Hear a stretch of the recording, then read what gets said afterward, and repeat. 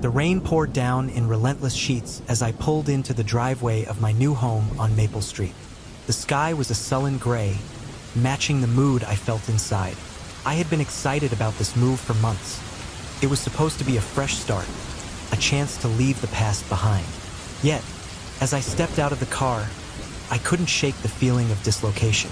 The air was thick with humidity, and the scent of wet earth filled my lungs. I glanced around at the neighborhood, taking in the sight of quaint houses that lined the street.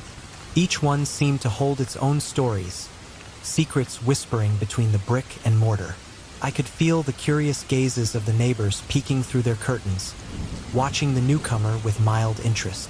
Just a few doors down, an elderly couple sat on their porch, their expressions unreadable.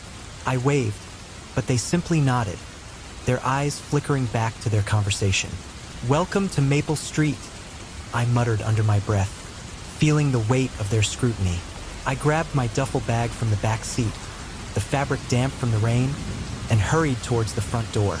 The house stood tall before me, its chipped paint and creaky steps giving it a weathered charm. I took a deep breath, steeling myself for the next chapter of my life. Once inside, the atmosphere shifted. The air was stale, and the faint smell of mildew lingered. I dropped my bag by the door and took a moment to take it all in. The living room was spacious but sparsely decorated, with just a few pieces of old furniture that looked like they dated back to the last century. A heavy chandelier hung from the ceiling, and I couldn't help but wonder how many families had gathered beneath it in years gone by. As I moved through the house, I felt a strange blend of excitement and anxiety. I was in a new place, but it felt as though I was intruding on someone else's life. Each room bore the weight of its history, and I found myself drawn to the staircase leading up to the second floor. The wooden steps creaked under my weight as I ascended slowly, the sound echoing in the empty house.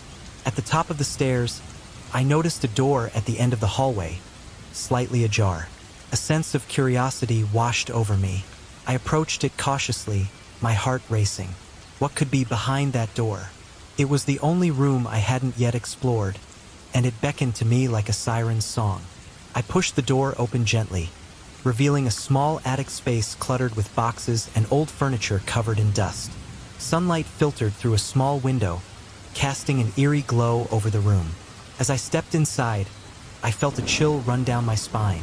There was something about this place that felt alive, as though it were watching me. My eyes were drawn to a corner of the room where a large, ornate trunk sat, its surface marred by age. I approached it, feeling an inexplicable pull. My fingers brushed over the antique wood, tracing the intricate carvings. Just as I was about to lift the lid, something caught my attention. A heavy wooden door on the far wall, locked tight and seemingly forgotten. It was different from the rest of the room, and I felt an irresistible urge to know what lay behind it. "What's behind this door?" I whispered to myself, the words hanging in the air like a challenge. I wondered why I hadn't noticed it earlier, or why it felt so ominous. The door was weathered and uninviting, but it called to me, igniting my curiosity. I turned away reluctantly, only to return my gaze back to it. I spent the next few hours unpacking and settling in, but my mind kept drifting back to that locked door. What could be behind it? I needed to know. A part of me felt it was wrong to pry, but my curiosity overpowered my reservations. As I rummaged through the boxes in the attic, I stumbled upon an old, dusty cardboard box tucked away in a corner. I opened it cautiously, finding old letters and photographs from another time. But it was something else that caught my eye. A small, ornate key resting at the bottom of the box. It was tarnished but beautifully crafted, with intricate designs etched into the metal. My heart raced as I held it in my palm, a glimmer of hope sparking within me. Could this be the key to that door? I wondered aloud, the thought thrilling me. I quickly made my way back to the door, the key clutched tightly in my hand.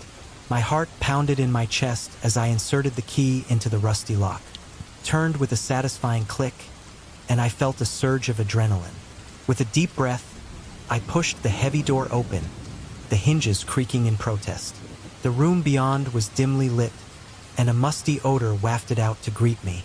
My heart raced as I stepped over the threshold, eager to uncover the secrets hidden within. The space was filled with cobwebs, and the air felt thick with silence. I took a cautious step inside, scanning the room for anything of interest. Dust motes danced in the beams of light that filtered through a small window, and I could see old furniture shrouded in sheets, like ghosts waiting to be revealed. My eyes landed on an old rocking chair that sat in the corner, and I felt a shiver run down my spine. It looked as if it had been untouched for decades. "Is anyone here?" I called out, my voice trembling slightly in the stillness. Of course, I didn't expect a response, but I couldn't shake the feeling that I was not alone. The shadows seemed to shift around me, and I felt a chill settle over the room. As I explored further, I noticed a series of boxes stacked against the wall, each one marked with faded labels. I opened one and found it filled with old toys, their colors dulled by time. Another box contained dusty books, their spines cracked and worn, but none of it felt as significant as the door I had just unlocked. I walked over to the far wall, where a large, ornate mirror hung. Its surface was clouded, but I could still make out my reflection. I looked tired and out of place, a stranger in this old house. As I studied the mirror, I felt a sudden chill, as if someone were standing right behind me. I whipped around, my heart racing, but there was nothing there, just the empty room, filled with the remnants of the past. I turned back to the mirror, and for a moment, I thought I saw a flicker of movement behind me. I blinked, and it was gone. "Get a grip, Ethan," I murmured to myself, shaking my head. It's just an old house. But deep down, I knew that this place held secrets that were waiting to be uncovered. I spent the next few hours exploring the attic, my mind racing with possibilities. What had happened in this house? Who had lived here before me? The more I uncovered, the more questions I had. The locked door had opened a door to a different kind of curiosity. Eventually, I made my way back downstairs, the weight of the day settling on my shoulders. As I sat in the living room, I couldn't shake the feeling that I was being watched. Shadows danced in the corners of my vision, and the house creaked as if it were alive. "Just my imagination," I said aloud, trying to convince myself. But deep down, I felt a sense of unease. My new home on Maple Street was not just a house. It was a mystery waiting to unfold, and I was determined to unravel it. As the night fell, the storm outside intensified, the wind howling through the trees. I settled onto the couch, a blanket wrapped around me, trying to shake off the lingering chill. But sleep wouldn't come. I lay there, staring at the ceiling, my mind racing with thoughts of the attic and the locked door. What lay behind that door? What had happened in this house? The questions haunted me, and I knew that I wouldn't be able to rest until I found the answers. With a heavy sigh, I decided to venture back upstairs. The staircase creaked under my weight as I ascended once more, the sound echoing in the stillness of the house. I reached the attic door, my heart pounding in my chest. I had to know what secrets it held. As I stepped back into the attic, the air felt charged with energy, and I could almost hear whispers in the dark corners. I moved towards the mirror, feeling inexplicably drawn to it. I gazed into its surface, searching for answers in my own reflection.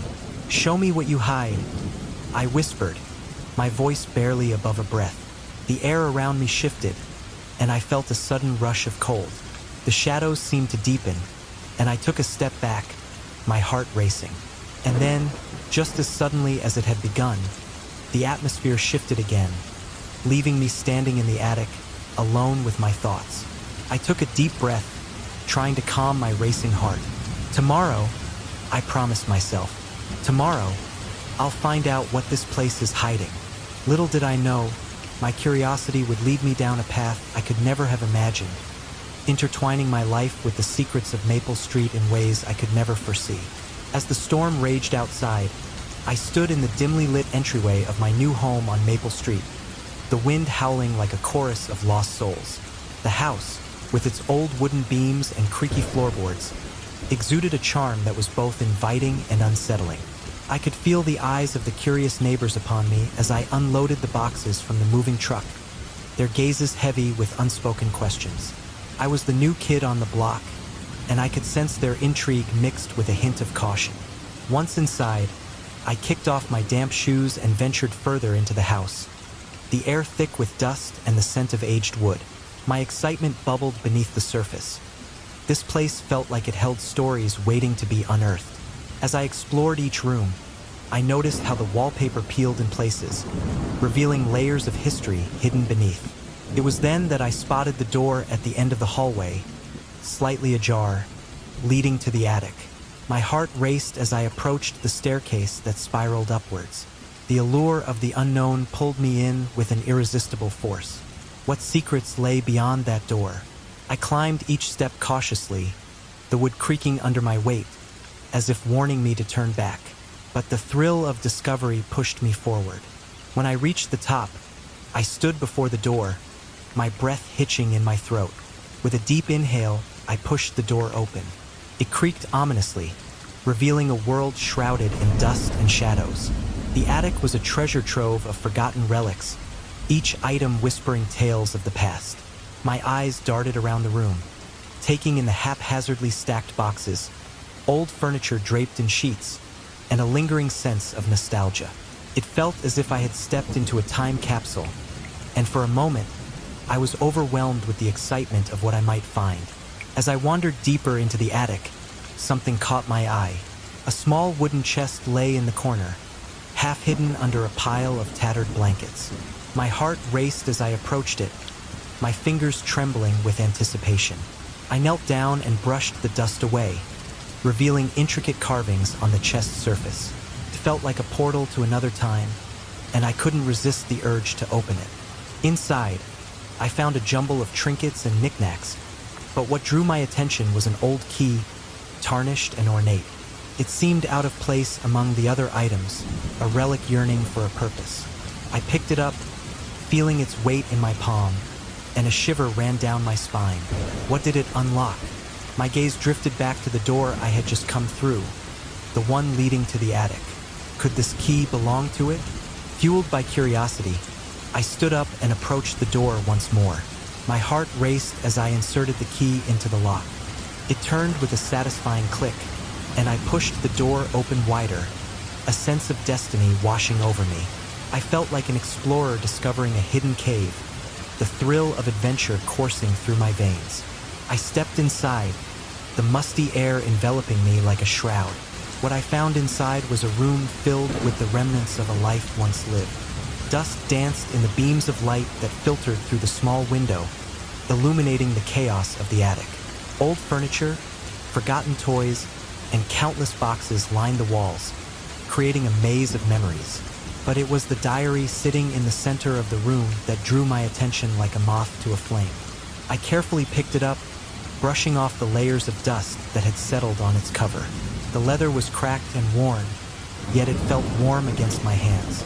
As I opened it, the pages crinkled softly, revealing the delicate handwriting of someone long gone. The ink had faded, but the stories within were vivid, alive with emotion. As I began to read, the world around me faded away. The diary chronicled the life of a family that once called this house home. Their joys, sorrows, and secrets spilled across the pages, painting a picture of love intertwined with tragedy.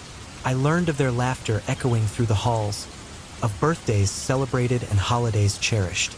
But as I delved deeper, the tone shifted, and a chill crept up my spine. The entries spoke of disappearances, people who had vanished without a trace from the neighborhood. Each account was more haunting than the last, detailing the fear that gripped the community. I could feel the adrenaline surging through my veins as I read about the shadows that seemed to lurk just beyond the light, watching and waiting. Ethan, I whispered to myself, barely able to contain the mix of fear and excitement. What have you gotten yourself into? As I turned the pages, I stumbled upon a passage that detailed a particular event that sent a chill down my spine. It told of a night when a storm raged much like the one I had arrived in, and it described a figure seen wandering the streets, cloaked in darkness. The last entry I read ended abruptly. The ink smudged as if the writer had been interrupted, or worse, silenced. My heart raced as I closed the diary, my mind racing with questions. How could a place filled with such warmth and laughter harbor such darkness? What had happened to the family that had once lived here? I felt a deep sense of connection to their story, as if their pain and their secrets were now mine to bear. I glanced around the attic, half expecting to see a shadow darting out of the corner of my eye. The air felt thick, charged with an energy that made my skin prickle. I was no longer just an outsider. I was entwined in the very fabric of this house's history. The thought both thrilled and terrified me. I had come seeking a fresh start, a new beginning, but what I found was a legacy marked by sorrow and the unknown. "Ethan, you need to get a grip," I muttered to myself, shaking my head. "It's just a story. People disappear all the time. It doesn't mean anything." But deep down, I knew that wasn't true. The weight of the diary in my hands felt like a burden I wasn't ready to shoulder. I took a deep breath, trying to calm the storm raging inside me, and glanced back at the door I had entered through.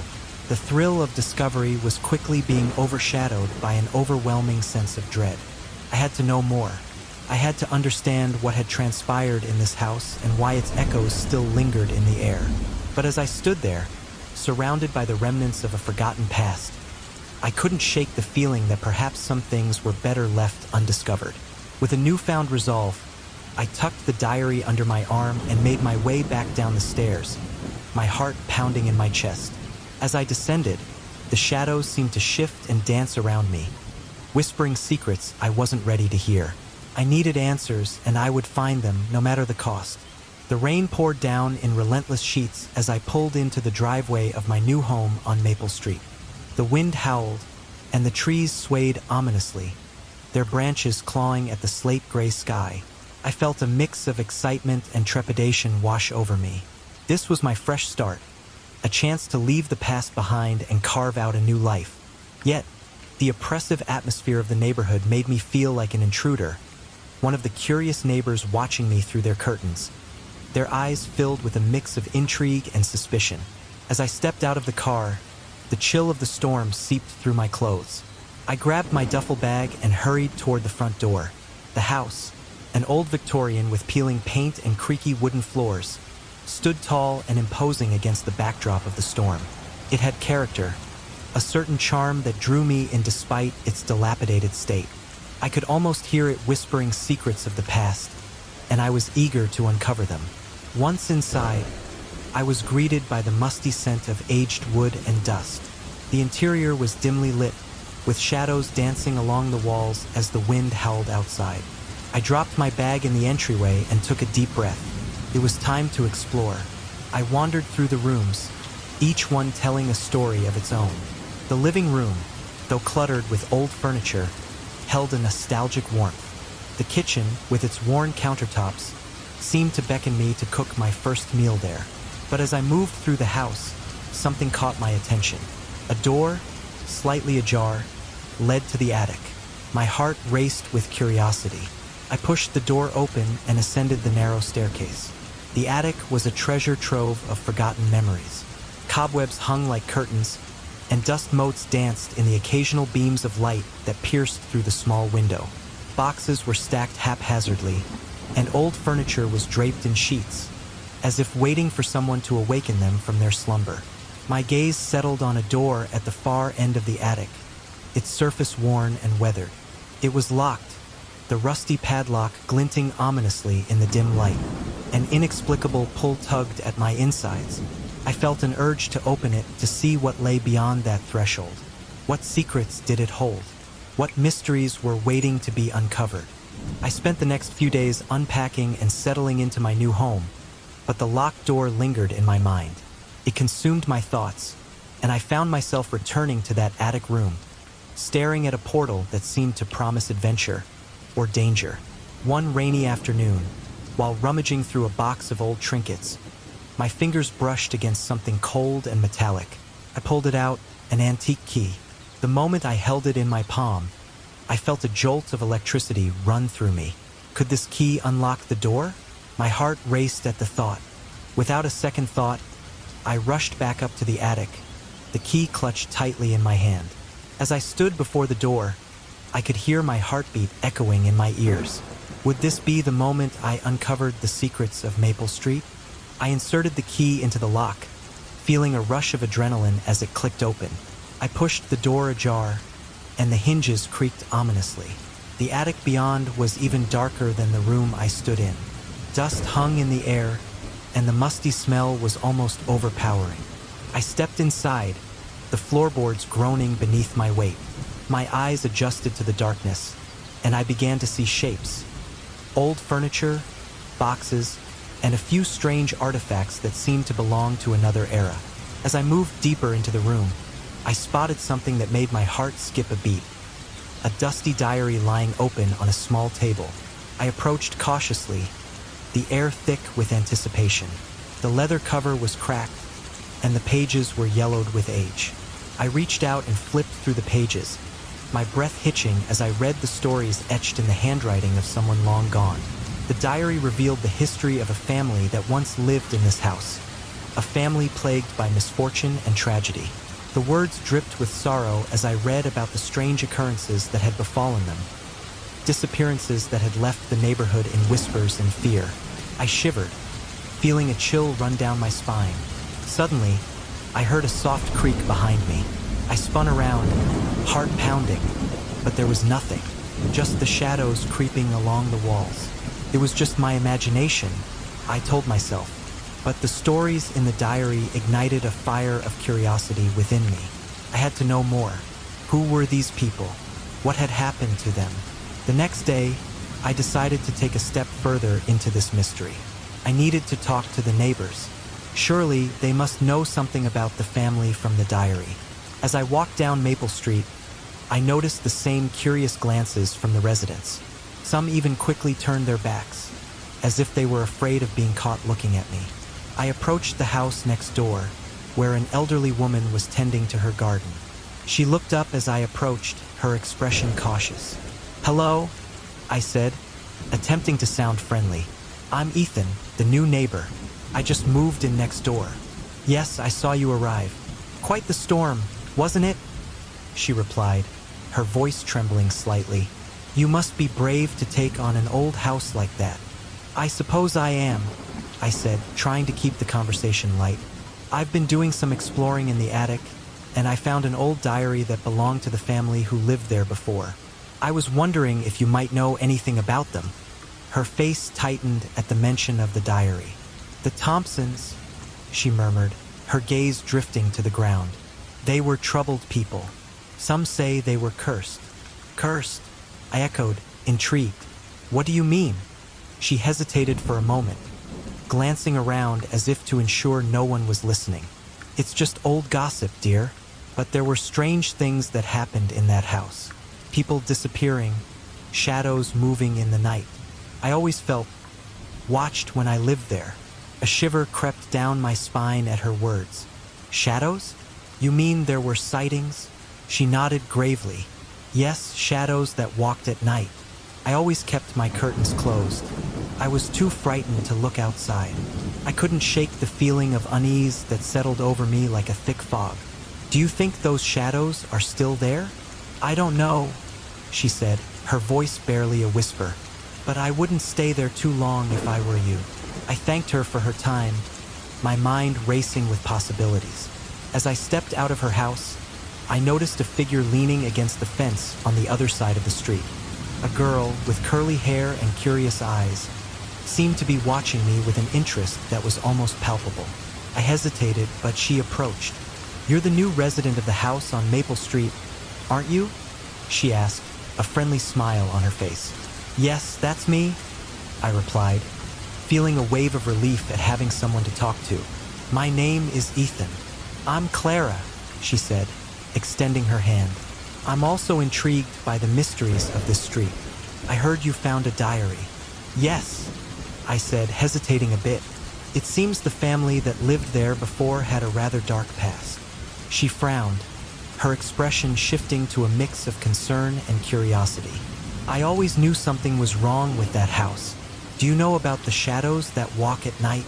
"Yes, Mrs. Johnson mentioned that," I replied, my heart racing.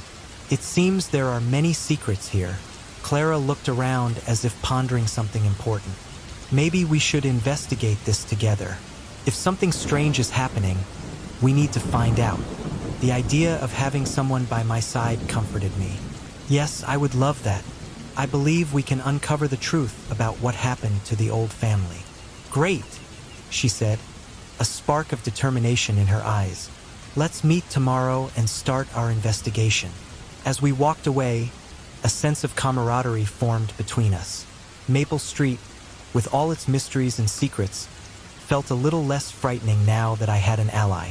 What I didn't know was that the secrets of Maple Street were deeper and darker than I could imagine, and the search for the truth was just beginning.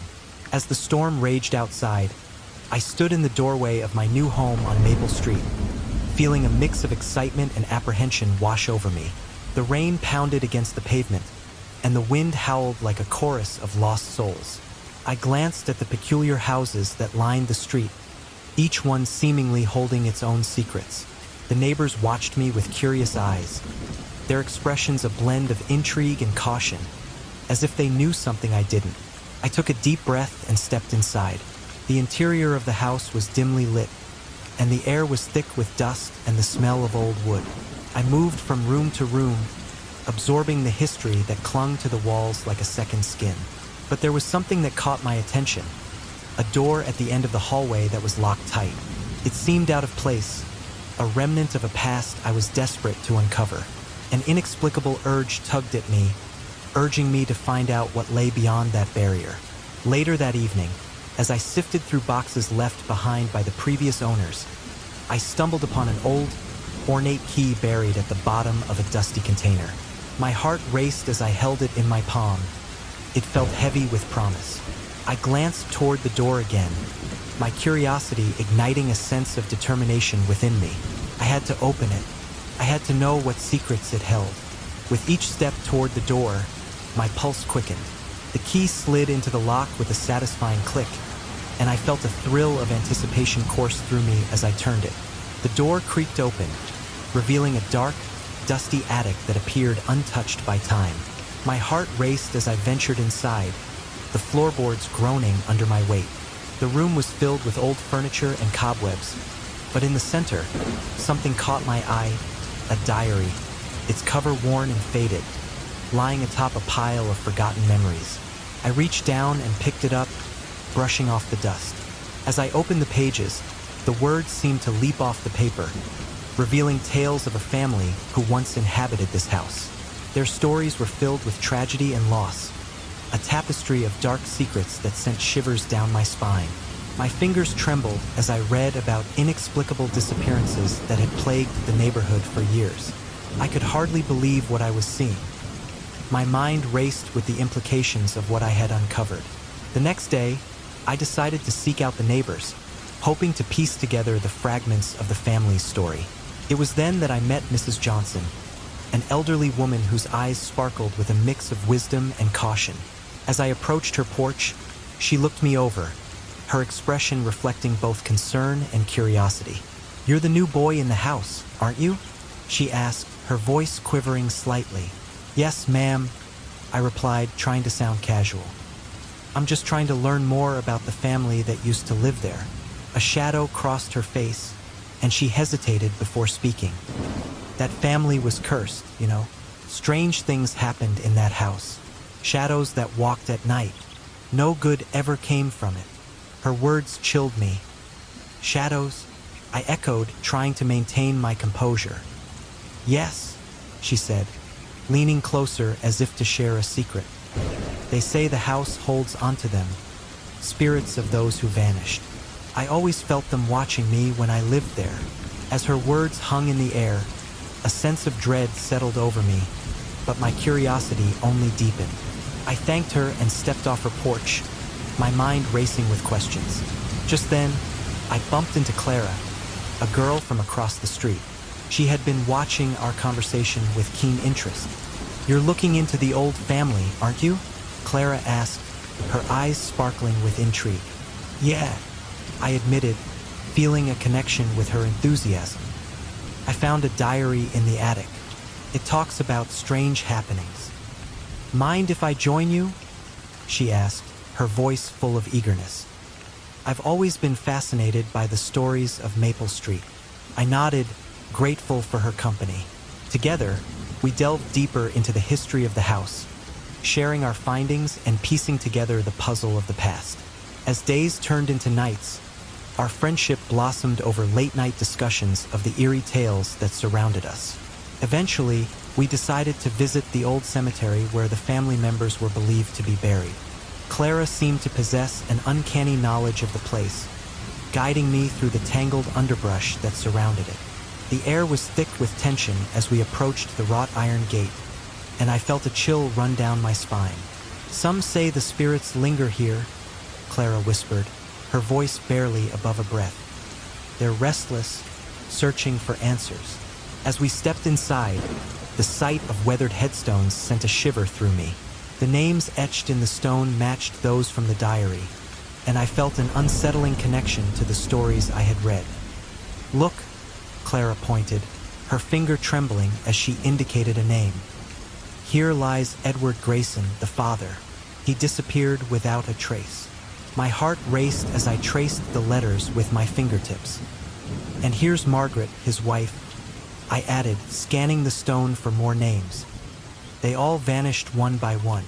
It's like they were swallowed by the earth." Clara nodded, her expression reflecting a mix of fear and fascination. "We need to find out what happened to them. There has to be a reason for all this." A chill swept through the cemetery, and I glanced around, feeling as though unseen eyes were watching us. The atmosphere was thick with the weight of history and loss, and I couldn't shake the feeling that we were being drawn into something far more sinister than we could comprehend. As we wandered among the graves, Clara suddenly stopped, her gaze fixed on a distant tombstone. "This one," she said, her voice low and reverent. "It belongs to the youngest daughter, Lila. She was only a child when she disappeared." I felt a lump in my throat. What could have happened to them? "I don't know," she replied, her brow furrowing in thought. "But I feel like we're getting closer to the truth. We need to dig deeper, Ethan. There's something here, something binding all these stories together." A sense of urgency coursed through me. We were on the brink of uncovering something monumental, and I could feel the weight of the past pressing down on us. As we left the cemetery, I couldn't shake the feeling that our investigation was only the beginning of a much larger mystery. A mystery that would lead us to confront the very shadows that haunted Maple Street. The night had settled over Maple Street like a heavy blanket, and the storm outside echoed the turmoil in my mind. I lay in bed, the howling wind seeping through the cracks in the old house, feeling as if I was the only person alive in a world that had long forgotten me. The shadows danced in the corners of my room, flickering with the dim light from the street lamp outside, and every creak of the house made my heart race.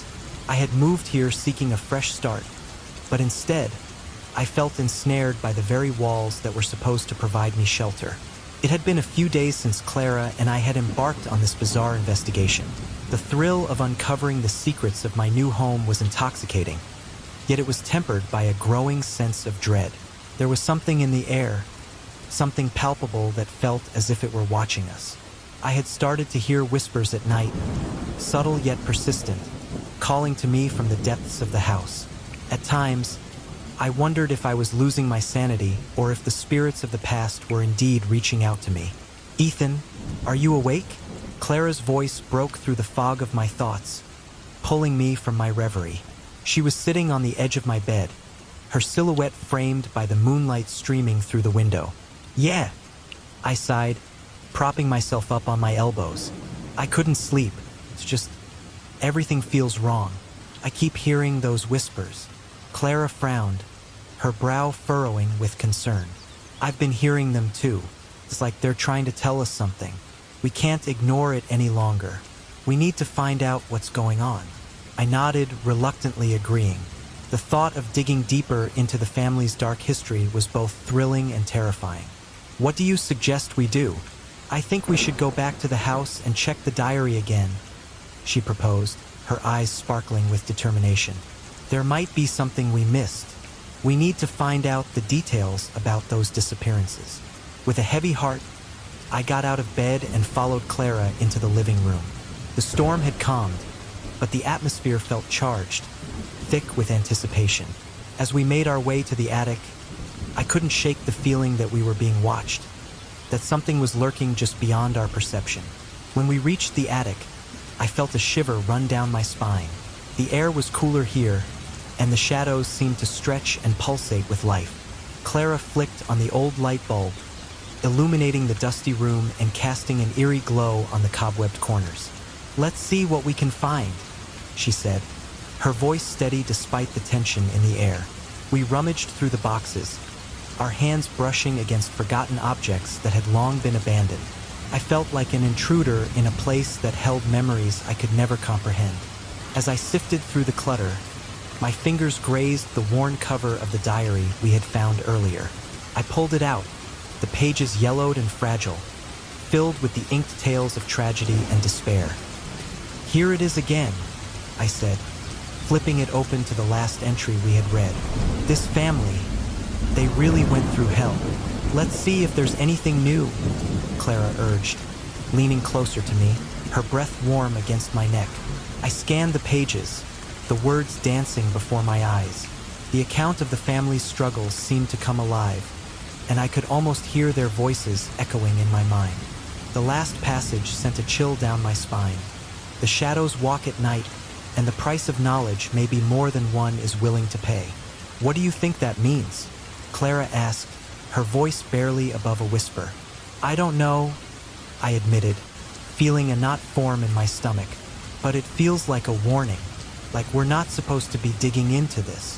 Maybe we should just leave it alone," she suggested. But there was a flicker of determination in her eyes that betrayed her true feelings. "But then again, we can't just walk away. What if someone else gets hurt?" I ran a hand through my hair, frustration bubbling within me. "You're right. We need to know what happened. But it's getting creepier by the day." Just as I spoke, a loud thud echoed through the attic, causing us both to jump.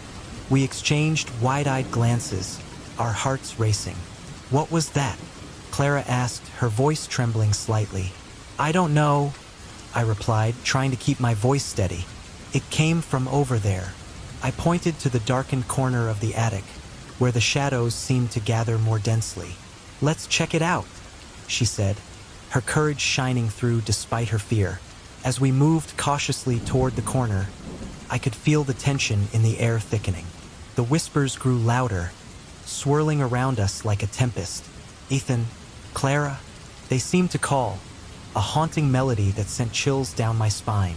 "Do you hear that?" Clara's eyes widened in terror.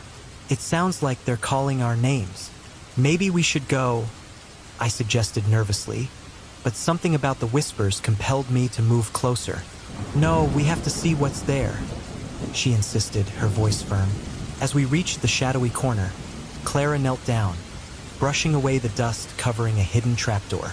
The wood was old and worn, and it emitted a musty smell as she pried it open, revealing a dark stairwell that descended into the unknown. "Ethan, look," Clara whispered, peering into the abyss. "What if this leads to something important?" The temptation was undeniable. I felt a pull toward the darkness, a mixture of fear and curiosity igniting a fire within me. "We have to be careful," I said, my voice barely above a whisper. Clara nodded, her determination unwavering. "Together, right? Together?" I assured her, grabbing a flashlight from one of the boxes. We descended slowly, the wooden steps creaking under our weight. The air grew colder, and the whispers intensified, wrapping around us like a shroud. When we reached the bottom, the beam of light illuminated a small room, the walls lined with old photographs and faded letters. It felt like a time capsule, a glimpse into the lives that had once thrived in this house. My heart raced as I stepped further inside, scanning the room. "Ethan, look at this," Clara exclaimed, pointing to a dusty trunk in the far corner. We approached it with caution, our breaths held in anticipation. As we opened the trunk, I felt a rush of excitement mixed with dread. Inside were old clothes, toys, and a bundle of letters tied together with a fraying ribbon. I lifted the letters, feeling the weight of history in my hands. "Do you think these belong to the family?" Clara asked, her voice filled with wonder. Probably, I replied, unfolding the first letter. The handwriting was elegant but shaky. The ink faded with time. This one is dated over a century ago. We spent what felt like hours poring over the letters, piecing together the lives of the family who once called this house home. The stories were filled with love and loss, but there was a recurring theme of fear, shadows creeping into their lives and stealing their joy. "This is it," I said, my voice trembling with realization. They were haunted, the same way we are now. Clara looked at me, her eyes wide with understanding. "And it's our fault for digging into their past. We've disturbed something. Maybe we can fix it," I suggested, my mind racing. There has to be a way to help them find peace. But deep down, I felt the creeping fear that we might have already crossed a line we could not return from. The shadows seemed to grow thicker around us, the whispers now a cacophony, enveloping us in a chilling embrace. "Ethan, we need to leave," Clara urged, her voice shaking. "This isn't safe." Just as I nodded in agreement, a sudden gust of wind swept through the room, extinguishing our flashlight and plunging us into darkness. The whispers morphed into anguished cries, and I felt a cold grip tighten around my throat. "Clara!" I shouted, panic rising in my chest. I could barely see her silhouette beside me, but I could feel the terror radiating from her. "Ethan, hold on to me," she cried, her voice strained. In that moment, I realized that we were not alone. The shadows had come to life, swirling around us with a malevolent energy. The air crackled with tension, and a primal fear coursed through my veins. "Let's get out of here," I yelled, my heart pounding as I fumbled for the trapdoor. We scrambled back toward the stairs, the whispers echoing louder, pleading and angry. As we ascended, I could feel the weight of the darkness pressing down on us, as if it were desperately trying to keep us from escaping. I reached for the flashlight, praying it would work, but it flickered ominously before dying completely. "Go! Go!" Clara urged, her hand gripping mine tightly. We burst through the attic door, slamming it shut behind us, but I knew it wasn't over. The house felt alive, as if it were reacting to our fear, and I could sense the anger of the spirits we had awakened. "What do we do now?" Clara gasped, her face pale. "We need to figure out what this..." The weight of the air felt thick and electric as Clara and I gathered the materials for the ritual. The only sounds accompanying us were the occasional crackle of thunder outside and the soft patter of rain against the windows. We had spent hours poring over the diary, deciphering the cryptic notes of the previous occupants, piecing together clues that led us to this moment. It felt surreal, like stepping into a story that was far too dark for our realities. "Do you really think this will work?" Clara asked, her voice barely above a whisper as she placed a small bowl in front of me. The flickering candlelight cast dancing shadows on her face, illuminating the determination in her eyes, but I could also see the glimmer of fear lurking beneath the surface. "I think we have to try," I replied, though even I could hear the uncertainty in my tone. The diary mentioned a ritual of liberation. If those spirits are trapped here, then maybe we can set them free. She nodded, biting her lip, and I could tell she was wrestling with her own doubts. Deep down, I was terrified. We had encountered so much strangeness already. The whispers in the night, the shadows flitting just out of sight. I wanted to believe that we could help, but the thought of what we might unleash was chilling. I took a deep breath and glanced around the dimly lit attic. The only light came from the flickering candles we had arranged in a circle, each one representing a different aspect of the ritual we were about to perform. The air smelled of wax and dust, and the chill of the attic seemed to seep into my bones. "It's just us and the spirits, right?" Clara said, trying to sound more confident than she felt. "We can't let fear take over." "Yeah," I agreed, forcing a smile. "We're doing this together." As we began to arrange the items we had scavenged from the diary, various trinkets and symbols meant to represent protection and guidance, I felt a strange energy radiating from the objects. It was as if they were alive, pulsing with a rhythm that matched the beating of my heart. I could see Clara's hands trembling slightly as she placed a small, ornate mirror in the center of our setup. Do you remember what the diary said about this mirror? She asked, her voice quivering with a mixture of excitement and fear. It was supposed to reflect the true nature of spirits, I replied, recalling the passage that spoke of how it could reveal hidden truths. If we're going to confront whatever is haunting this place, we need to be prepared for anything. Clara looked at me, her blue eyes wide with anticipation. What if it shows us something we don't want to see? Then we face it together, I assured her, though my stomach twisted at the thought. We've come this far. We can't turn back now. The storm outside roared, sending a shiver down my spine as I lit the last candle. The flickering flames cast erratic shadows that danced along the walls, making the attic seem almost alive. I could feel a palpable tension building in the room, as if the very air was holding its breath. Are you ready? Clara asked, her voice steadying as she took a deep breath. I nodded, though my heart raced. Let's do this. We stood in the center of our makeshift circle, the flickering candlelight illuminating our faces. I could feel the weight of the moment pressing down on us, a blend of hope and anxiety. Clara and I clasped hands, grounding ourselves in the shared energy of our friendship. Spirits of this house, we call upon you. I began, my voice steady despite the fear gnawing at my insides. We seek to understand your pain and to offer you a chance for release. The wind howled outside, rattling the windows, and the candles flickered violently. I glanced at Clara, who looked equally unnerved but determined. Keep going, she urged, her grip tightening around my hand. By the elements of earth, air, fire, and water, we ask for your presence. I continued, feeling the energy in the room shift.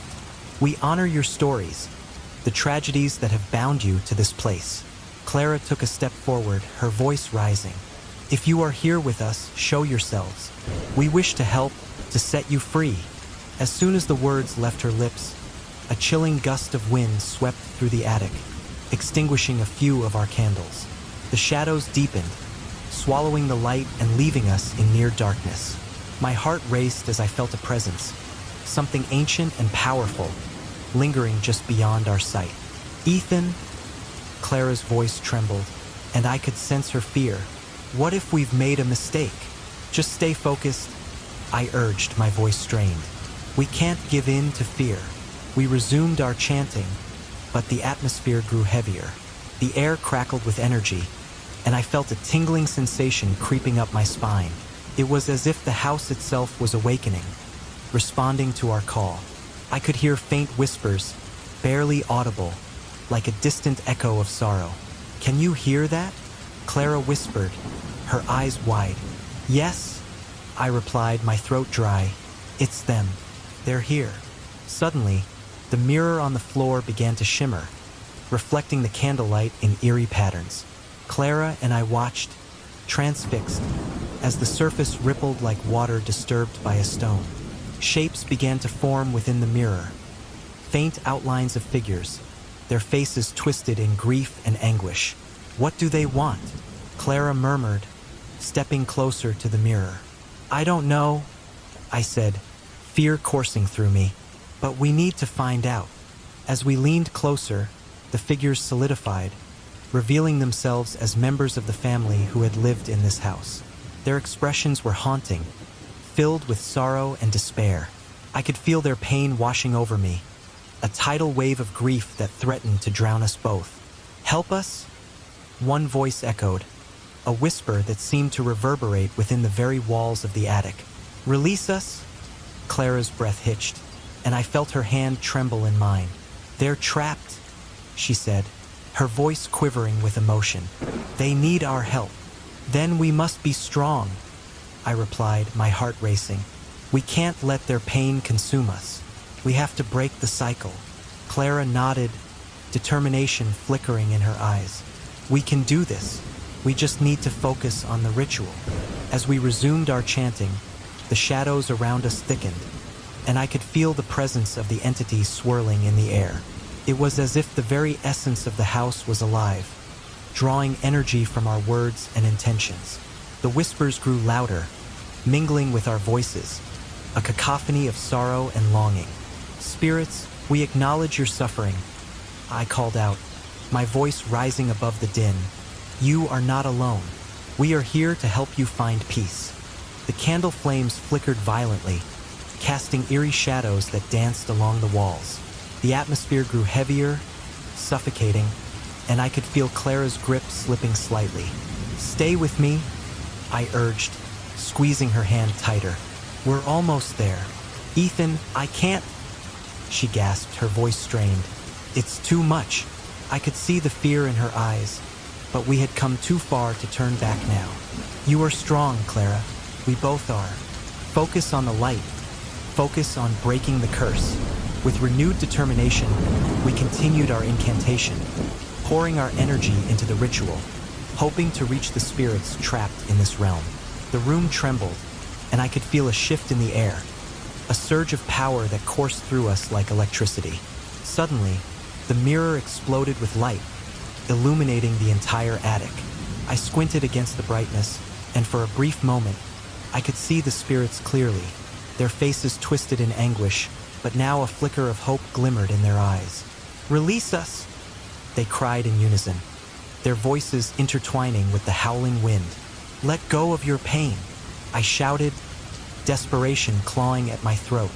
We are here to help you. The light grew brighter, blinding us momentarily, and I felt a force pushing against me, trying to break our connection. My heart raced as I struggled to hold on to Clara's hand. Ethan, she screamed, but her voice was drowned out by the cacophony of whispers and wails. The shadows surged, swirling around us like a tempest, and I felt the energy of the ritual reaching its peak. We can do this, I shouted, trying to drown out the chaos. We just need to believe. With one last surge of strength, I focused all my will into the ritual, envisioning the spirits breaking free from their chains of sorrow. The mirror pulsed with energy, and the spirits began to lift, their forms glowing brighter and brighter until they were nothing more than shimmering lights. Clara and I stood together, hearts pounding, as the light enveloped us, and I could feel the oppressive weight of the house beginning to lift. But just as the spirits seemed ready to break free, the atmosphere shifted again. The air crackled with tension, and a deep rumble echoed throughout the attic. A presence, darker and more malevolent than before, surged forward, intent. The air in the attic was thick with an unsettling energy, and I could feel every hair on my body standing on end as Clara and I faced the presence that had haunted my new home. The flickering candlelight cast long shadows against the walls, and I could hear the low hum of the wind outside, but it was drowned out by the heartbeat of my own fear. Ethan, Clara whispered, her voice trembling, are you sure about this? What if we can't handle whatever is up there? I turned to her, my heart racing. We have to do this, Clara. We've come too far to back down now. We know the connection we have with this place, with the diary. If we don't confront it, we'll never be free. She nodded slowly, determination mingling with fear in her eyes. Okay, let's do it together. We stood in the center of the attic, surrounded by the remnants of the past, old furniture draped in dust, cobwebs hanging like veils from the rafters, and the diary, now worn from our constant handling, resting ominously on a makeshift altar of crates.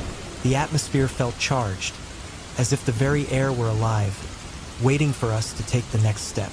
Are you ready? I asked, my voice steadier than I felt. Yes, she said, her breath hitching. Let's begin. We had gathered all the materials we needed, candles, herbs, and the fragments of the family's history that we had pieced together from the diary. As I took a deep breath, I picked up the diary and opened it to the page with the ritual instructions. My hands shook slightly as I recited the incantation that was meant to summon the spirit. By the memories of those who came before, we call upon you. I began, my voice echoing in the small space. To reveal yourself, to share your burden, and to free yourself from this place. Clara joined in, her voice soft yet unwavering. We seek to understand, to bring peace to the restless. We are not here to harm you, but to help. The candles flickered violently, casting erratic shadows that danced around us. The temperature plummeted, and I could see my breath misting in the cold air. I felt a knot of fear tighten in my stomach as I glanced at Clara, whose eyes were wide with a mix of fear and anticipation. Suddenly, the room grew darker, the shadows coalescing into a form that hovered just beyond the edge of the candlelight. The air thickened, and a chill ran down my spine. I could hear whispers, soft, indistinct voices that seemed to swirl around us, growing louder and more insistent. "Do you hear that?" I asked, my voice barely above a whisper. "Yes," Clara replied, her gaze fixed on the growing darkness. "It's like they're trying to tell us something. Show yourself," I called out, trying to maintain my composure. "We mean you no harm." The shadows shifted, and I could make out a figure emerging from the darkness. A woman, ethereal and sorrowful, her face obscured by a veil of shadow. She seemed to be caught between worlds, her form flickering like a candle flame, unstable and haunting. "Why have you come?" Her voice was a melodic whisper, echoing in the attic as though it came from everywhere and nowhere at once. "We seek to understand," Clara answered, taking a step forward, her fear momentarily forgotten in her desire for the truth. "We want to help you." The woman's eyes glimmered with tears, and an overwhelming sense of sadness washed over me. "Help?" she echoed, her voice breaking. "You cannot help what is already lost." "Lost?" I pressed, trying to keep my voice steady. "What happened to your family? Why are you trapped here?" The figure drifted closer, and I could feel the oppressive weight of her sorrow pressing down on us. "Betrayal," she whispered, her voice trembling. "We were betrayed by those we loved. The darkness took us, and we were left to wander, bound to this place." Clara reached out a hand, as if trying to bridge the gap between our worlds. "We're here to listen. Please, tell us your story." "Stories hold power," the woman murmured. "But some stories are better left untold. You do not understand the cost." "Whatever the cost, we need to know," I said, desperation creeping into my voice. "We can't break this curse without understanding what happened." A shadow flickered behind her, and I instinctively moved closer to Clara, grasping her hand tightly. "You must understand," the spirit continued, her gaze piercing through me. "There is a darkness that feeds on fear, on the pain of the past. It will not let go easily." "Is that what's haunting our house?" Clara asked, her voice barely above a whisper. "Is it connected to your family?" "Yes," the spirit replied, her form wavering. "The darkness swells when the truth is hidden. It consumes those who seek it without caution." I felt my heart race as the realization sank in. The secrets we had uncovered, the disappearances, the tragedies, were all linked to this woman's family, and now to us. But we must confront it. We can't let it continue to hold power over us. The woman's expression shifted, a mix of sorrow and something else. "Fear? You do not know what you are asking. The ritual you perform may awaken it." "Then we'll face it," Clara said firmly, her resolve shining through the fear. "We won't let it take control. We'll fight back." The spirit's eyes grew wide, a flicker of hope sparking in their depths. "You are brave, but bravery can lead to folly. The darkness is cunning. It will twist your intent, use your fears against you. Tell us what to do," I urged, feeling the weight of the moment pressing down on us. "Help us help you." The spirit hesitated, her form flickering like a candle caught in a draft. "You must find the heart of the darkness. Only then can you hope to break the cycle. But be warned, what you find may change everything you believe." Clara and I exchanged glances, our shared understanding deepening.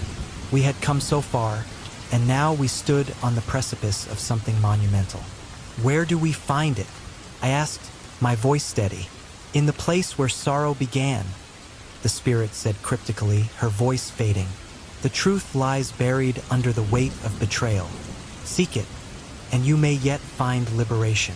With that, the shadows began to swirl violently, and the temperature dropped further. I felt panic rising in my chest. "Wait, don't leave us," I shouted, desperation seeping into my words. But the figure began to dissipate, her form breaking apart like mist in the morning sun. "Remember," she whispered, her voice echoing in the vastness of the attic. Courage is not the absence of fear, but the will to face it. As the last remnants of her presence faded, the candles flickered violently before extinguishing, plunging us into darkness. I felt Clara's hand tighten around mine, her breath quickening in the silence that followed. "What just happened?" she asked, her voice trembling.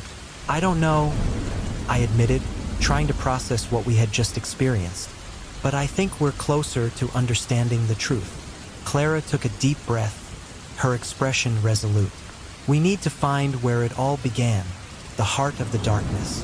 We have to uncover the truth, no matter how painful it may be."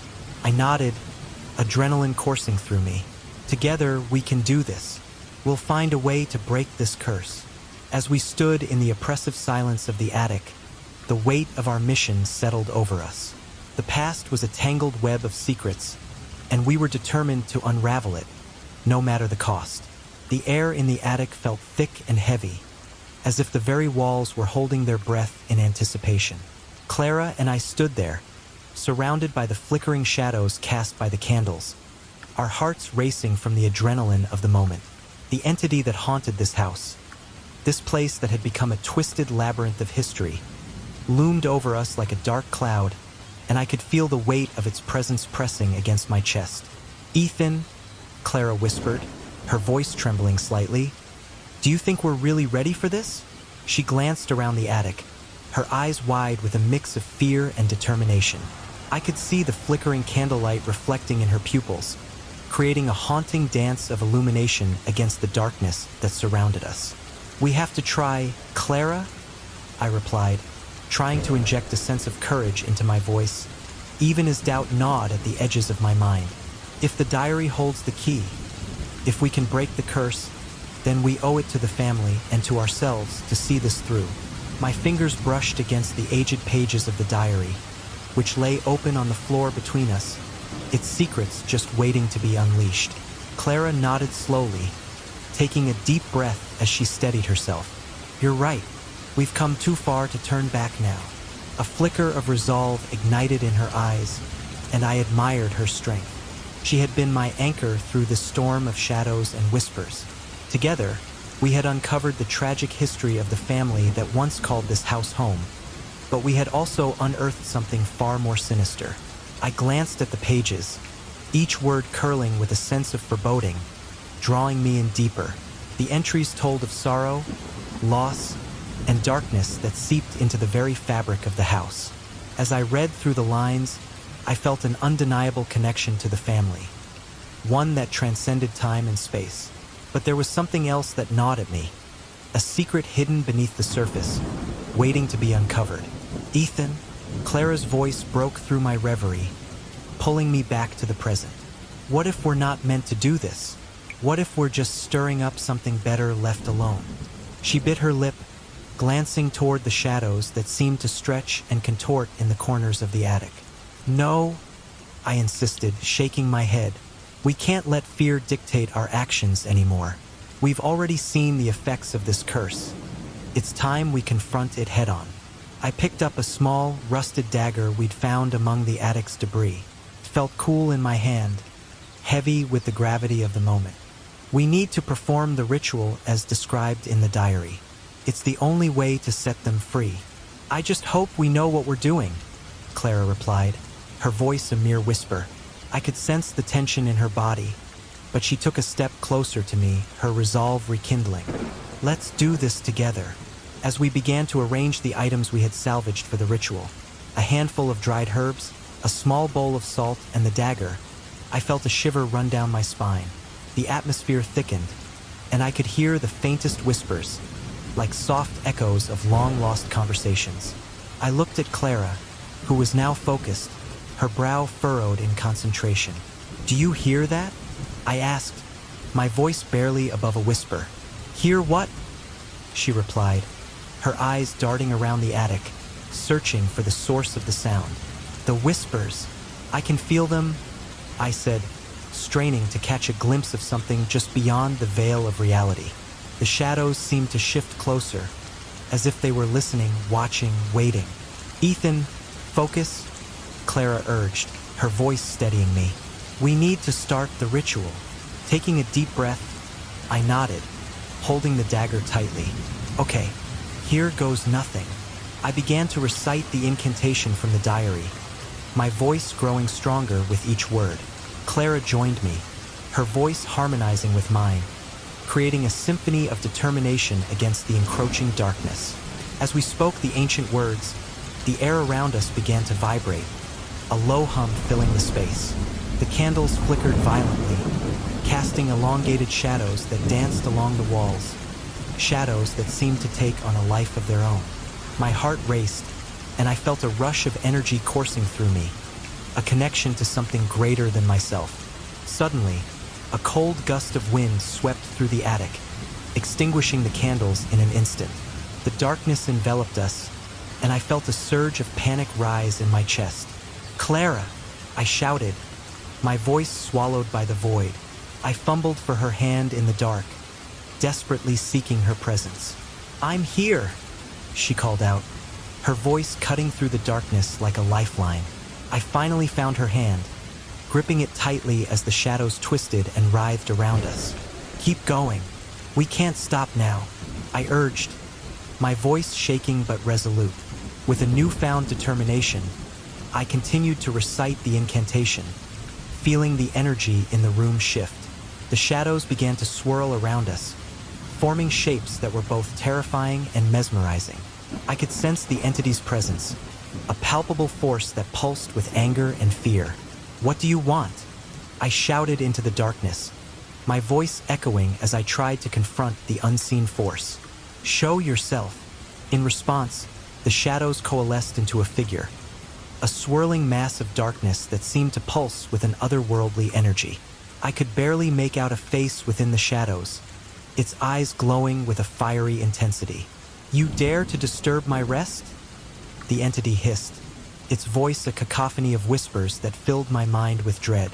"We're here to help you," Clara shouted, her voice unwavering despite the terror that gripped my heart. "We want to set you free." "Free?" the entity laughed, a chilling sound that echoed in the attic. "You know nothing of freedom. You are bound by the same curse that grips this house. You cannot escape it."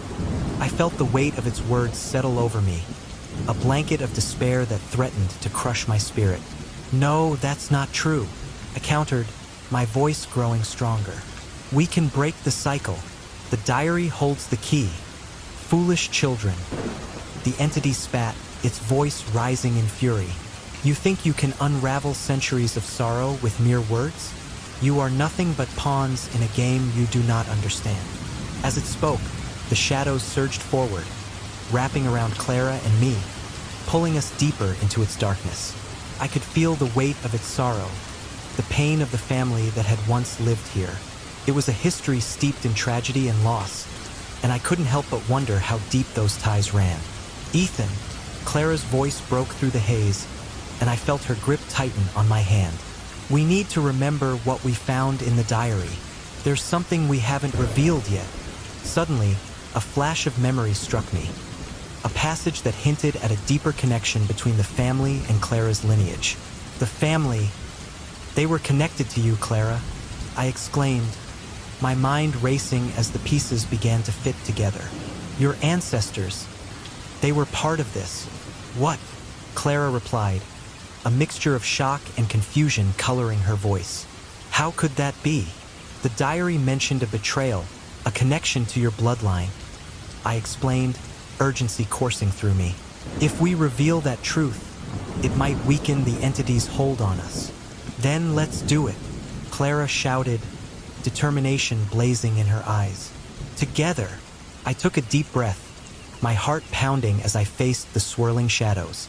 "You are bound by your own pain," I yelled, my voice rising above the chaos. "Your history intertwines with ours, and we will not be silenced." "You are not alone," the entity roared in fury, the shadows writhing violently around us. "You think you can change what has been written? You are fools." "No," Clara shouted, her voice unwavering. "We will confront the truth. We will break the cycle." With that, I took a step forward, my heart racing as I prepared to reveal the connection. "You are connected to Clara," Her blood runs through your veins. The betrayal that bound you here can be undone. The shadows hesitated, their swirling forms flickering as if caught between two worlds. I could feel the energy in the room shift, the weight of our words creating a crack in the darkness that enveloped us. Reveal the truth, I urged, my voice filled with conviction. Let us set you free. For a moment, the attic was silent. The entity writhed, its form flickering like a dying flame. You will regret this, it hissed, but the fury in its voice was fading, replaced by something else. An echo of sorrow, a hint of longing. Please, Clara whispered, her voice softening as she stepped closer. We want to understand. We want to help you find peace. The shadows surged forward again, a final, desperate attempt to reclaim their power. But I held my ground, my grip on Clara's hand tightening as we faced the entity together. Let go of your pain, I urged, my voice steady despite the turmoil surrounding us. You do not have to bear this burden alone. We can find a way. The air was thick with tension, the kind that wraps around you like a heavy fog, suffocating and unyielding. Clara and I stood side by side in the dimly lit attic, surrounded by flickering candles that danced nervously in the shadows. My heart raced as I glanced at her, her face illuminated by the soft glow, yet shadowed by worry. The ritual we had been so eager to perform now felt like standing on the edge of a cliff, teetering dangerously.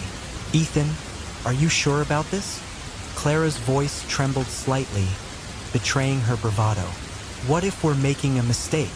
I swallowed hard, my throat dry. We don't have a choice, Clara. We have to try. If we don't confront whatever is haunting this place, it will never stop. It's already toying with us. A shiver ran down my spine as the memory of those whispers echoed in my mind. The shadows that flitted just out of sight, always watching, always waiting. I turned my gaze back to the makeshift altar we had created in the center of the room, filled with the trinkets and items we had found in the diary. The remnants of a family trapped in a cycle of despair. Right, she said, her determination returning. Let's just do this. We took our positions, the air thickening with anticipation as we began to chant the words we had painstakingly deciphered from the dusty pages of the diary. The atmosphere shifted, a palpable energy coursing through the room, wrapping around us like a living thing. As we spoke the incantation, the candles flickered violently, casting eerie shadows that danced on the walls, as if the very house was alive and responding to our call. Suddenly, the temperature dropped. I could see my breath misting in front of me, and a deep, rumbling growl reverberated from the corners of the attic. Clara's eyes widened, fear etched across her face. Ethan, I don't like this. Just keep going, I urged, my voice steady despite the surge of panic rising within me. We need to finish. As we continued, the shadows coalesced into a figure, a dark mass that ebbed and flowed like smoke. It was formless yet distinctly threatening, a void that seemed to absorb the light around it. I could feel its presence pressing down on us, heavy and suffocating. Who dares to disturb my rest? The voice was a chilling whisper, echoing around us like a haunting melody. It sent chills racing down my spine. Show yourself, I shouted, my voice rising above the crackling energy. We're here to free you. The entity laughed, a sound like shattered glass. Free? You think you can free me? You are merely pawns in a game far beyond your understanding. You have awakened forces you cannot comprehend. Clara grasped my arm, her grip tight as if trying to anchor herself to reality. We have to keep going, Ethan. We can't let it intimidate us. With her words fueling my resolve, I continued chanting, but I could feel the entity growing more powerful, feeding off our fear. It lunged forward, a rush of darkness, and I knew we were in serious trouble. The very walls of the attic seemed to pulse with energy, vibrating with the malevolence of the spirit. Ethan, Clara screamed, her voice cutting through the chaos. We need to do something. It's too strong. I glanced at her, and in that moment, I saw the fear in her eyes, but also a flicker of determination. We need to connect with it, Clara.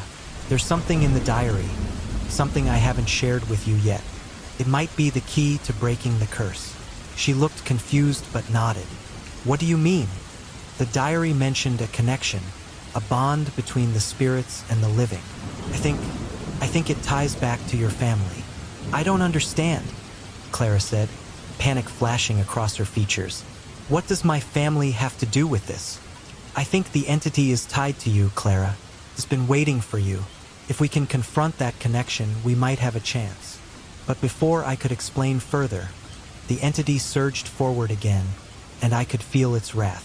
You think you can bargain with me? You are nothing but echoes of the past, mere shadows of what once was. Ethan, we can't just stand here, Clara shouted, her voice rising above the chaos. What do we do? Focus, Clara. We need to confront it together, I insisted, feeling the weight of the moment pressing down on us. She nodded, steeling herself. Okay, let's confront it. Together, with a deep breath, I shouted into the darkness. We know about your pain. We know you suffered.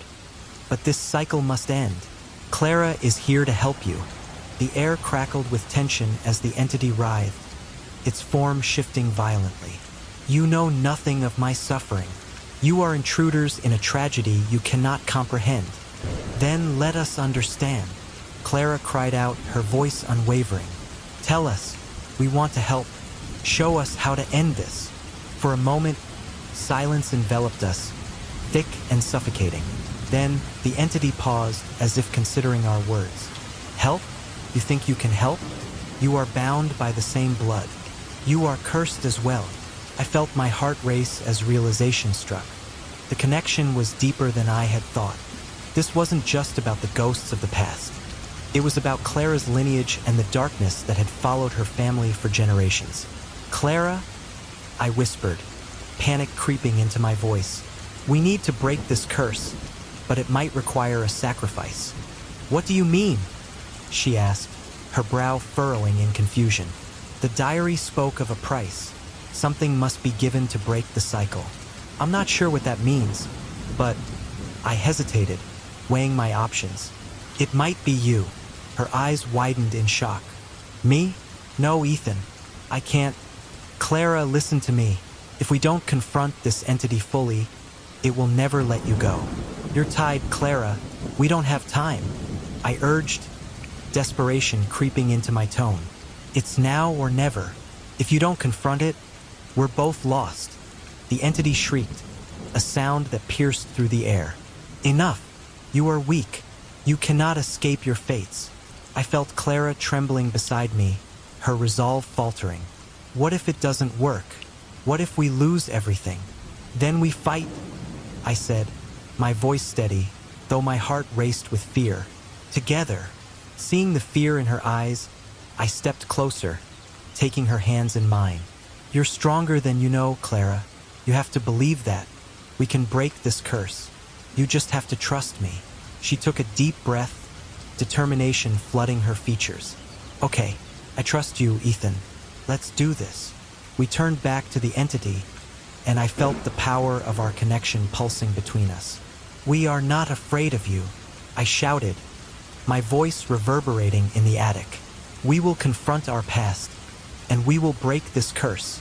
The shadows twisted violently, and the entity howled in rage.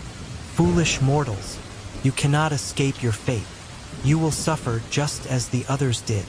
Not if we can help it, Clara screamed, her voice rising above the chaos. We will not be bound by your darkness any longer. As we continued to chant, the energy in the room surged, the walls trembling with the force of our determination. The entity writhed, its form shifting and contorting as it struggled against our resolve. Suddenly, Clara gasped, her eyes widening in fear. Ethan, it's coming for us. I could feel the darkness closing in, a palpable force that threatened to consume us both. Clara, now, offer yourself to it.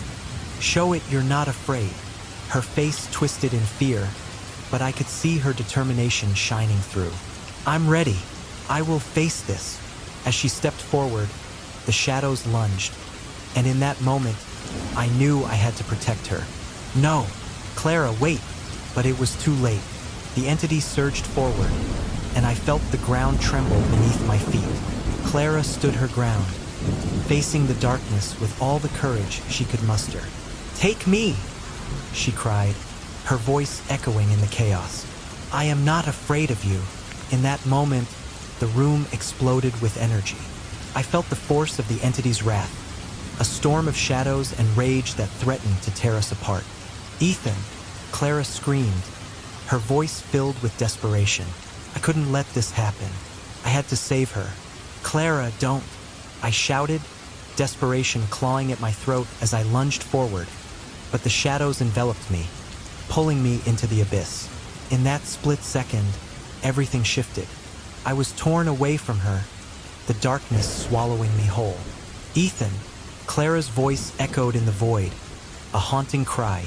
As I stood there, the weight of silence enveloping me like a thick fog, I could hardly believe what had just transpired. The room still smelled of burnt wax and lingering incense, remnants of the ritual we had attempted. The last desperate attempt to exorcise the darkness that had taken root in this cursed house. But it was all for naught. Ethan's sacrifice rang in my ears like a haunting melody, a bittersweet reminder of the bond we had forged in the face of unspeakable terror. I stumbled out of the attic, my heart pounding in my chest, each beat a painful reminder of my loss. The walls of the house seemed to close in around me, shadows playing tricks on my eyes. I could almost hear Ethan's laughter, a sound that felt like a distant echo, now forever silenced. "Clara, are you okay?" He had asked earlier, his brow furrowed with concern, but now that question hung in the air unanswered. My fingers brushed against the smooth wood of the staircase railing as I descended, the creaking of the steps beneath my weight sounding like a dirge. "You can do this?" I whispered to myself, though the tremor in my voice betrayed my uncertainty. I reached the ground floor and paused, glancing around the familiar yet foreign space. The living room was dimly lit, the curtains drawn tightly shut, as if the house itself were trying to shield me from the outside world. "Ethan," I murmured, wishing I could turn back the clock, wishing I could have done something, anything, to save him. I could feel the tears prickling at the corners of my eyes, but I blinked them away, refusing to let the sorrow consume me. I had to finish what we had started. As I walked towards the attic door, the memories flooded back. The laughter we shared, the fear that gripped us as we uncovered the secrets of the diary and the shadows that haunted our nights. "We can do this together," Ethan had said, his voice steady, filled with determination. But now, his absence left a gaping hole in my heart, a void that felt insurmountable. I pushed the attic door open, the hinges groaning in protest, and stepped back into the dimly lit space. The candles we had lit flickered weakly, casting eerie shadows on the walls. They seemed to dance in a macabre waltz, a reflection of the turmoil within me. I scanned the room, my eyes landing on the altar we had created, the remnants of our ritual still scattered about, crumpled pages of the diary, the charred remains of the sage we had burned, and the symbols drawn hastily on the floor. My gaze fell upon the diary itself, lying abandoned on the makeshift altar. Its cover was worn and frayed, but it felt almost alive, pulsing with the energy of the secrets it held. I approached it slowly, my heart racing with anticipation and dread. This book had been both our guide and our curse, a vessel of knowledge that had led us to the brink of madness. I knelt beside it, my fingers trembling as I reached out to touch the cover. "What now?"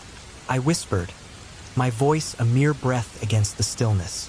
The diary felt cold beneath my fingertips, as if it were mourning Ethan's absence alongside me. I opened it, expecting to find the pages filled with the remnants of our investigation. But to my shock, the pages were blank. "No, no," I whispered frantically, flipping through the pages, but there was nothing. No record of our journey, no trace of the horrors we had uncovered, and no evidence of Ethan's sacrifice. The realization hit me like a punch to the gut. The diary had been a conduit for the ghosts of the past, and now it was empty, as if the shadows had claimed its contents along with Ethan. "Why?" I cried out, my voice echoing in the stillness. "Why would you do this?" I slammed the diary shut, the sound reverberating through the attic, but the silence that followed felt deafening. The shadows around me seemed to shift, as if they were alive, swirling with a malevolent energy that made my skin crawl. Suddenly, I heard a creak behind me, and I spun around, my heart racing. "Ethan," I called out, hoping against hope that somehow he had returned. But there was no response, only the sound of my own breath echoing back at me, a chilling reminder of my solitude. "Get it together, Clara," I muttered, forcing myself to breathe. I had to focus. I needed to finish what we had started, to confront the entity that had taken him from me. I remembered the last words he had spoken, urging me to be brave. "You're stronger than you think," he had said, his voice filled with an unwavering belief in me. I had to honor that belief. I gathered the remaining materials from our ritual, the herbs, the candles, the symbols we had drawn. It was time to confront the entity that had haunted this house and taken Ethan's life. I set everything back in place, my hands moving with a sense of purpose. I would not let his sacrifice be in vain. As I lit the candles, their flames flickering to life, I felt a surge of determination coursing through me.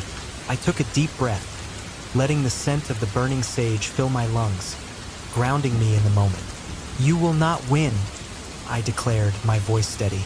"I will finish what we started." The shadows around me seemed to shift again, growing darker and more oppressive. I could feel a presence, a coldness that wrapped around me like a shroud. "Show yourself," I demanded, my voice rising with authority. "I know you're here." For a heartbeat, silence reigned, and then I felt it. A chill that swept through the attic, making the hair on the back of my neck stand on end. The candles flickered violently, casting eerie shadows on the walls, and I knew I was not alone. "Clara?" A voice hissed, echoing through the room, sending chills down my spine. It was low and ominous, a sound that seemed to come from everywhere and nowhere at once. My heart pounded in my chest as I summoned my courage. "You think you can banish me? You think you can escape the past? I'm not afraid of you," I shouted, though the tremor in my voice betrayed my fear. "You will not take anyone else from me. Ethan sacrificed himself for this." A shadow coalesced in the corner of the room, taking form, its features indistinct but malevolent. "Sack, how naive," it mocked, the voice dripping with disdain. "He was merely a pawn in a game far greater than you can comprehend." "No," I countered, clenching my fists at my sides. "He was my friend, and I will not let you claim him or anyone else." The entity laughed, a sound that sent shivers down my spine. "You are too late, Clara. The darkness has woven itself into the very fabric of this house, and it will never let go." With a surge of determination, I reached for the diary, holding it up as if it were a shield. "This diary holds the key. I know there's a way to break this curse, a way to set the spirits free." "Foolish girl," the entity sneered, its form shifting and swirling. "You think words can save you? I am beyond such trivialities." With a fierce resolve, I began to recite the incantation we had discovered in the diary, my voice rising above the cacophony of whispers that filled the attic. As I spoke, the shadows writhed, and the air thickened with tension. I could feel the energy building around me, a force that pulsed with power. "By the light of truth and the strength of will, I command you to reveal your true form," I shouted, pouring every ounce of my emotion into the words. The candles blazed brighter, illuminating the darkness, and I could feel the entity's presence wavering. "Stop!" it hissed, its voice filled with rage. "You cannot do this." But I pressed on, my determination unwavering. "You will not take anyone else. You will be banished." The shadows recoiled, swirling violently around me, and I felt the temperature drop as an icy wind whipped through the attic. I held my ground, my heart racing, channeling all my grief and anger into my words.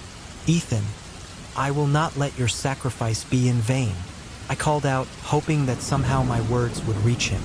In that moment, I felt a warmth envelop me, a gentle caress that felt like Ethan's presence, urging me forward. "You're stronger than you think."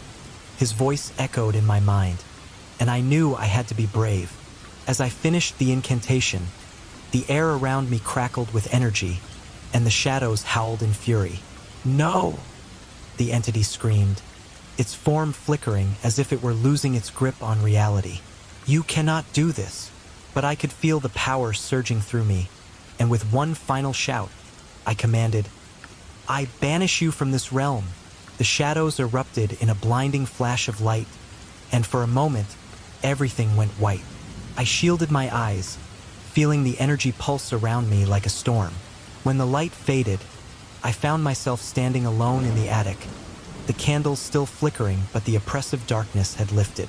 "Ethan," I whispered, my voice trembling.